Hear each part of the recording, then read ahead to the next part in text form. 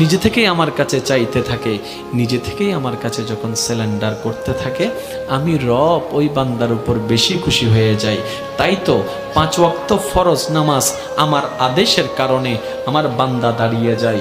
ব্যবসাকে পিছনে রেখে, চাকরিকে পিছনে রেখে, রান্নাঘরকে পিছনে রেখে, শত ব্যস্ততার মধ্যে আমার বান্দা 5 ওয়াক্তে 5 বার ওয়াক্তে ওয়াক্তে আমার ডাকে সাড়া দিয়ে নামাজে দাঁড়িয়ে যাচ্ছে।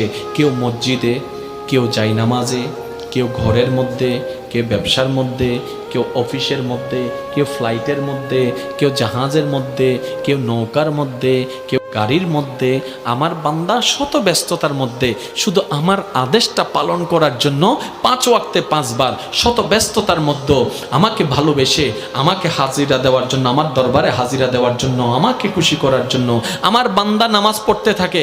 কিন্তু এর ভিতরেও যদি কোনো বান্দা রাতের ঘুমটা হারাম করে, যাই নামাজটা বিছিয়ে চুপি চুপি সবাই ঘুম তাহাজ্জুদের জন্য দাঁড়িয়ে যায়, আমি রব তখন আরো বেশি খুশি হয়ে যাচ্ছি।